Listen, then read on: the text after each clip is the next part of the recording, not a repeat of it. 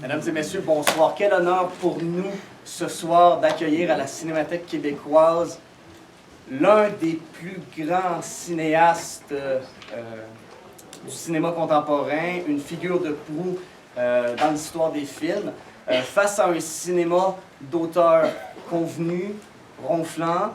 L'exemple d'Andrzej Żuławski nous démontre que cet art est un langage qu'il s'est magnifiquement réapproprié. C'est l'une des propositions de cinéma les plus stimulantes du 20e et du 21e siècle. Et nous sommes très heureux de l'accueillir ce soir pour présenter l'une des œuvres phares de sa filmographie, L'Amour braque. Sans plus attendre, M. Andrzej Żuławski.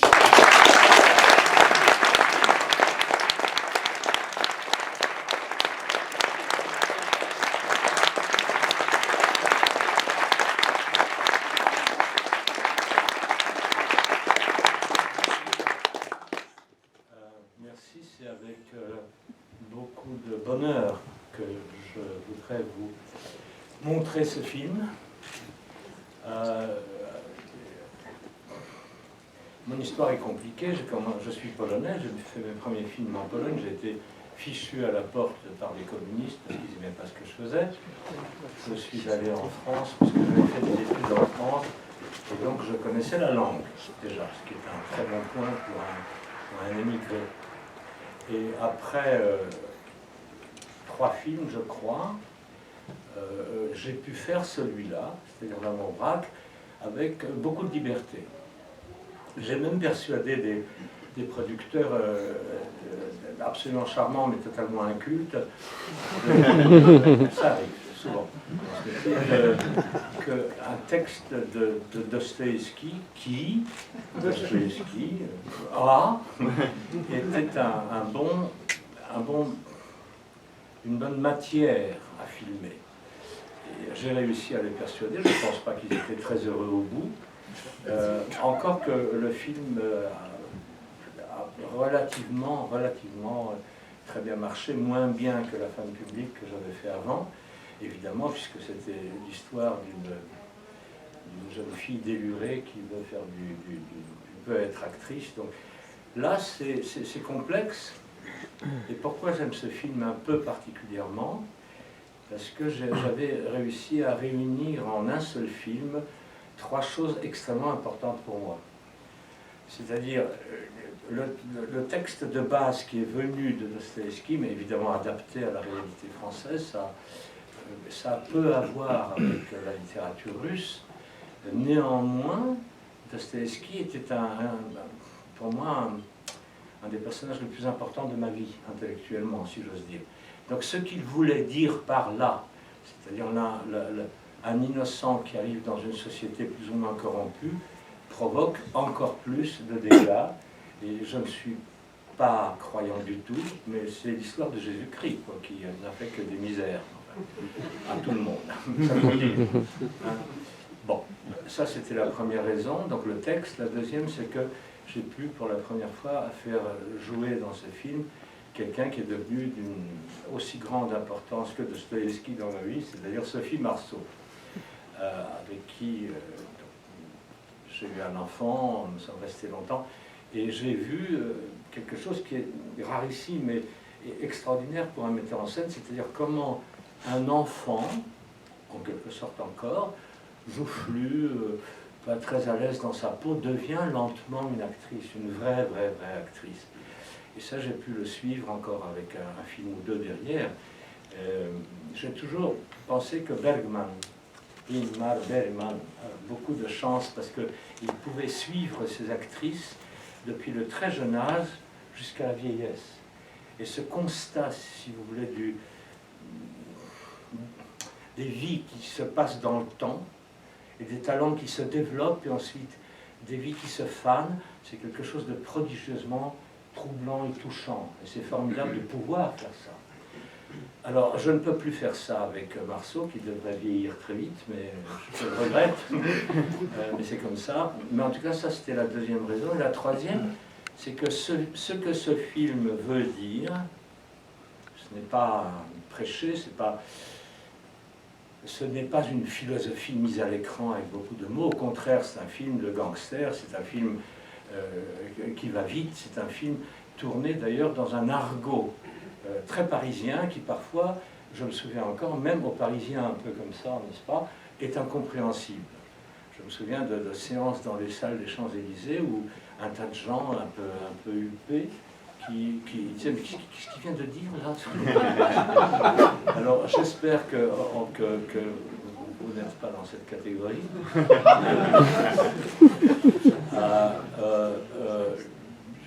Je n'ai pas grand-chose à dire. Vous savez, pourquoi un cinéaste aime-t-il particulièrement un film ou un autre dans ce qu'il a fait?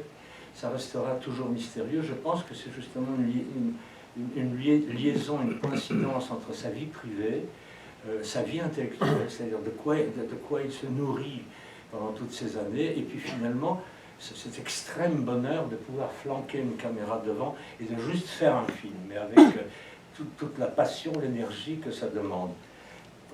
Moi, quand je faisais des films, j'en fais plus et j'en suis très heureux. Oh, la vie est si calme sans le cinéma. J'ai toujours pensé que le film que je fais est le dernier de ma vie, le dernier que je pourrais faire dans ma vie, parce qu'on ne me laissera jamais plus, comme je suis complètement dingue, disait-on, donc on ne me laissera plus, on ne me donnera plus de l'argent et je ne pourrai pas en faire. Et ce film particulièrement, j'espère que vous le verrez, est un film fait avec bonheur et désespoir, voilà, à la fois. Et beaucoup de choses lyriques qui viennent du cœur, cachées à l'intérieur. Voilà. Alors, comme on ne fait pas de, comme on dit, de la queue et le Q&A. Voilà.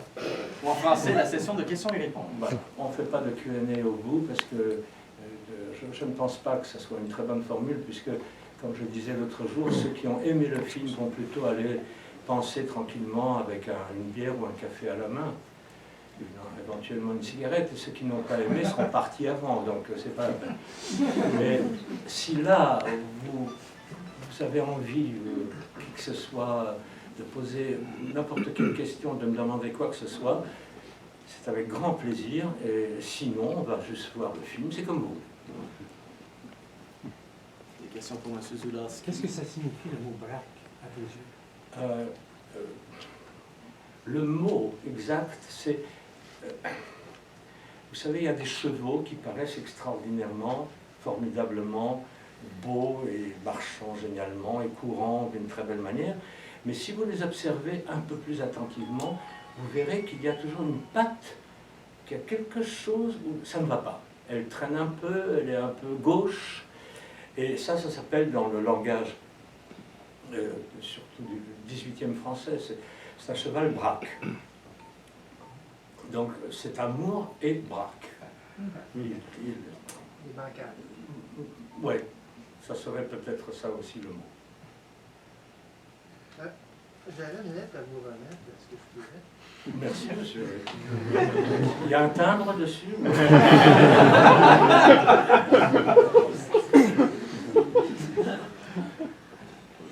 vous remercie. Très gentil. Merci. Je lirai après. Bien sûr. Bon. Allez-vous faire un autre film? Éventuellement. Écoutez, ça fait 10 ans que j'en fais pas. Je ne sais pas comment ce temps a-t-il passé si vite, mais il a été heureux, ce temps. C'est très curieux. J'ai écrit pas mal, j'ai écrit plein de bouquins, bref. Et puis, je n'ai pas fait de film parce que vraiment le cinéma ne voulait pas me donner de l'argent pour en faire encore. Et moi, je n'aimais pas ce à qui et à quoi ils donnent de l'argent. Je n'aimais pas les films. Pendant pratiquement 10 ans, je n'ai pas beaucoup aimé le cinéma, si vous voulez. Et puis maintenant, ça change. Et ça change vraiment. Alors, je ne sais pas si c'est par fureur ou dépit, ou j'en ai marre d'attendre, ou je n'attendais pas, mais je ne le savais pas. Je ne sais pas. Alors, oui, j'ai très envie de faire un film. Mais il faut une chose pour cela, pardon. Il faudrait que je tombe amoureux. Parce que si vous regardez bien l'histoire du cinéma, mais quand je dis amoureux, ça peut être extrêmement non physique. On est parfois très amoureux des... Je ne suis pas homosexuel, mais on est parfois très amoureux des acteurs hommes qui jouent dans nos films. c'est évidemment un peu plus compliqué quand ce sont des femmes.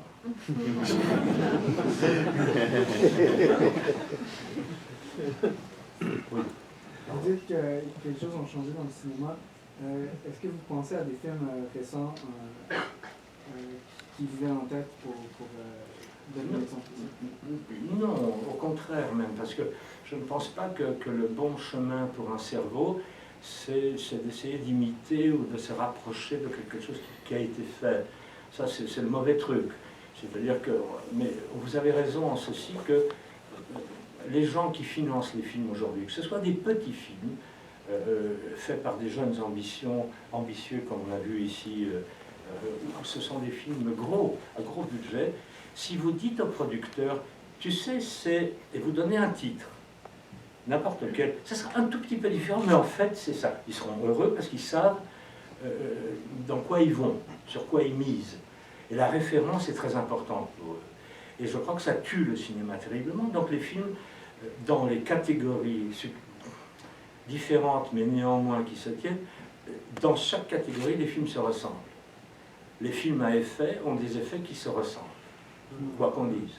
Les gros films américains où on dépense des centaines de millions de dollars, eh bien peut-être l'histoire est différente, soi-disant, l'anecdote. Mais les effets, moi j'ai fait plus, là, la voiture fait 18 cabrioles, pas une, etc. Donc c'est pas comme ça que ça marche. Au contraire, la difficulté dans ce que j'ai toujours essayé de faire, c'est de le proposer aux gens d'argent, puisque sans argent je peux rien faire, j'en ai pas. C'est de proposer quelque chose qu'ils n'ont jamais vu encore. Alors ce ne sera pas une girafe peinte en rose avec des petits points verts qui va défiler à l'écran, mais ce sera quelque chose à quoi on ne doit pas s'attendre. Pour moi, le cinéma, c'est ça. Je suis ému, touché, bouleversé quand je ne savais pas que ça soit possible à l'écran. Là, je suis heureux. Voilà. Oui, monsieur.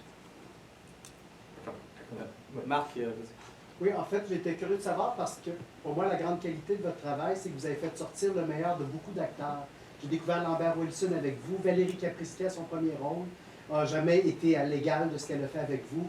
Justement, vous parlez de Mme Marceau, je pense à Sam Neill. Vous avez une façon de travailler avec ces acteurs-là qui est vraiment extraordinaire. Je me demandais, est-ce que vous travaillez avec des répétitions? Est-ce que vous travaillez avec des lectures? Est-ce que vous travaillez avec des improvisations? Est-ce que ça ne se rapproche du travail du théâtre? Je suis très curieux de la méthode derrière. Je ne veux pas trop entrer dans les détails, mais vous avez une façon de faire sortir le meilleur de ces gens-là. Je suis curieux de savoir comment vous faites pour presser le citron. Non, ce ne sont pas exactement des citrons.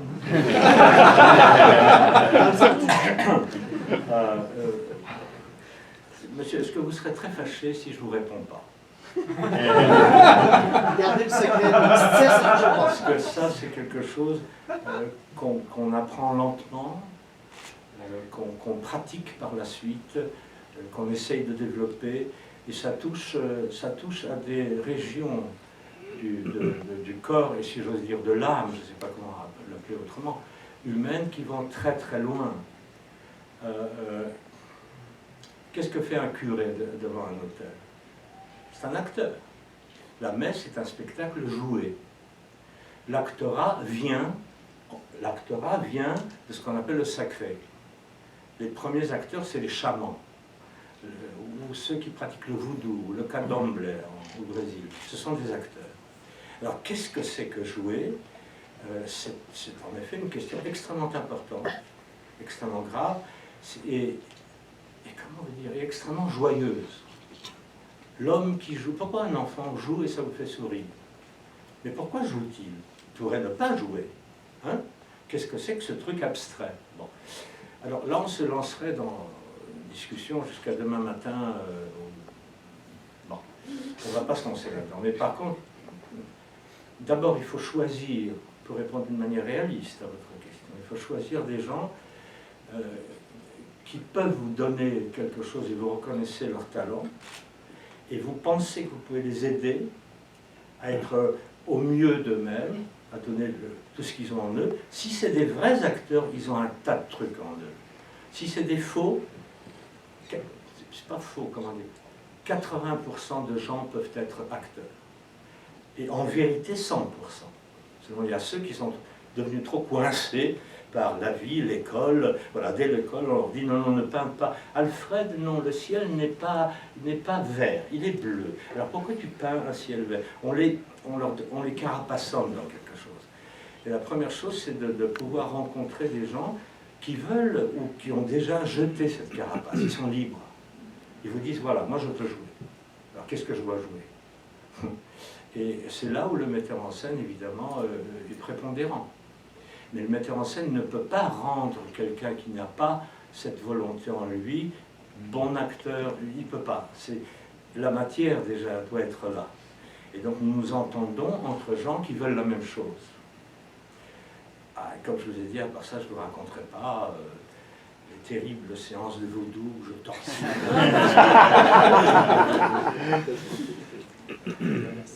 Je ne sais pas si... Oui, oui, madame. Est-ce que vous aimez l'auteur Georges Bataille? Qui? Georges Bataille? Non. Non? Non, il y a tout un... Non, je le dis très honnêtement, je suis à un âge où je peux me permettre d'être un petit peu... ce qui serait mal vu si j'avais 20 ans, par exemple. Non, il y a tout un pan de la culture française, qu'elle soit théâtrale ou presque pseudo-philosophique, que je n'aime pas du tout.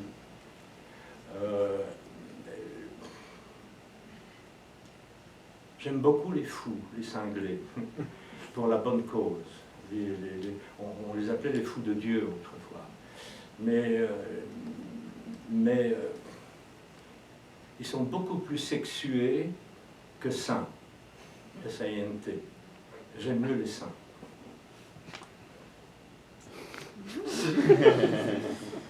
Bien, merci, monsieur Zoulanski.